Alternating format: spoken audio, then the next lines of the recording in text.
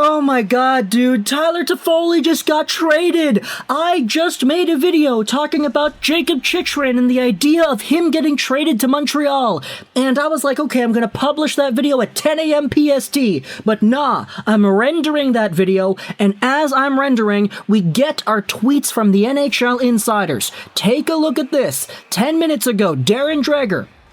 The Flames and Canadiens are working on a trade to send Tyler Toffoli to Calgary. Both teams say it's not done yet. It is a first, a fifth, plus a prospect, and Tyler Pitlick to Montreal for Toffoli. This was 3 minutes ago. Okay, evaluation right here. Firstly, a first-round pick and a fifth, and Tyler Pitlick to the Habs for Tyler Toffoli. That's already a pretty okay package, you know?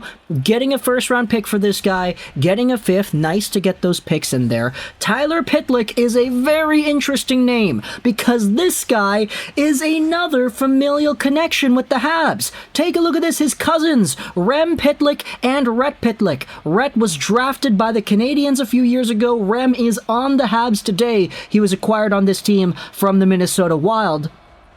And now you're bringing all the Pitlicks here together. You could legitimately have, once Rhett Pitlick makes the NHL, assuming he does, you know, he's doing pretty okay for the Golden Gophers right here in Minnesota, but once Rhett Pitlick makes the NHL, you could legitimately have a line of Pitlick, Pitlick, and Pitlick.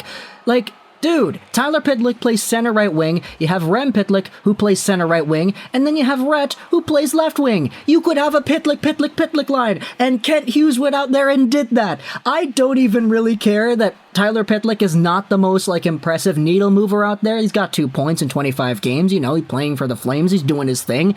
He had 27 points in 80 games with the Stars in 2018, though.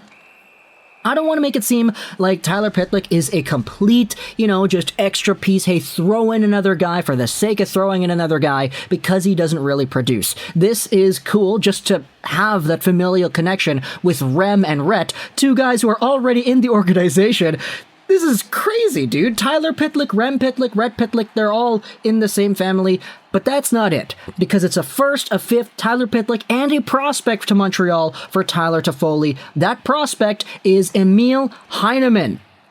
So the insiders went out there and revealed it. First, a fifth, Heineman and Pitlick to Montreal for Tyler Toffoli. Now, if we want to go over and take a look what Emil Heineman is. Now, Heineman's a guy that I know a lot of Canadiens fans, in the 7 minutes that they were speculating, oh, we're getting a prospect in return, what's that prospect going to be? I know this isn't really the guy a lot of Canadiens fans were expecting. They were expecting one of the first-round guys, maybe a Jakob Pelche, maybe a Matthew Coronato, maybe a Connor Zary. There are some pretty good prospects in the Flame system, but Heineman is also kind of one of them. He's 20 years old, 6'1", 185, a left-right wing player. He is unsigned, and he was drafted in the 2020 draft, second round by the Florida Panthers. He was already traded once from Florida to Calgary in, what was that trade they did? Let me see right here. Scroll down and see right here. Florida to Calgary. What was that trade again?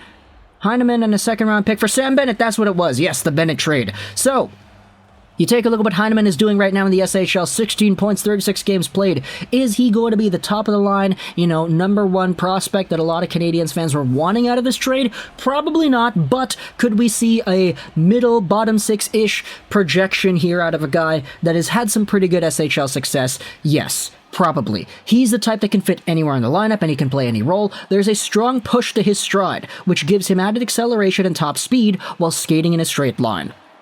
We need fast guys, don't we? Montreal loves their speedsters. He's always got his feet moving, always maintains a high battle level, and never shies away from making personal sacrifices to improve the two-way health of his team. I love the sound of that. I love the package that Emil Heineman brings. Sure, while he might not be a first-liner, he still is somewhat valuable. And hey, if the Calgary Flames get eliminated early in the playoffs, then they're probably going to have themselves a pretty valuable first-round pick as well. So, a first, a fifth, Heineman and Pitlick to the Montreal Canadiens. It's a done deal. Flames have some flexibility as we approach March 21st. Yeah, NHL Watcher, sorry, it's not Matt Coronato. So, yeah.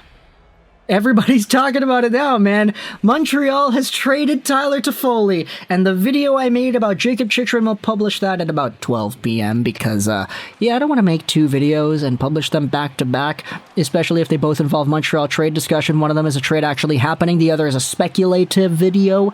Speculative video. That's what I meant to say. Talk to me in the comments. What do you think? Montreal has traded Toffoli. I hope you enjoyed this. Beniers, wait, that means the Calgary Canucks are real. Markstrom, Tanev, Toffoli. They're just ripping off all of the 2020 bubble Canucks. What's next, Thatcher Demko? Knock on wood. I should not have said that. Talk to me in the comments. Let your thoughts. I hope you enjoyed this video. And wait. We actually have some conditions on the picks as well before we end off this video. First round pick in 2022, which is top 10 protected. Okay, so if the pick that the Flames are going to send over to Montreal is in the top 10, they don't end up sending it. It becomes a different pick instead. Plus the 5th round pick in 2023. If the Flames protect their first round pick, Montreal will get the Flames first in 2023 instead, plus another draft pick, a 4th round pick, in 2024. So, what that means, if the Flames end up protecting their 2022 first, which would happen if it's top 10, then Montreal gets another draft pick. So, they get the 5th, they get the Flames first in 2023, plus the 4th in 2024. I like the sound of that. I like the overall quantity of assets coming back the other way. So, let me know in the comments all your thoughts. I already said the outro, so I'll leave you here with an and. Bye.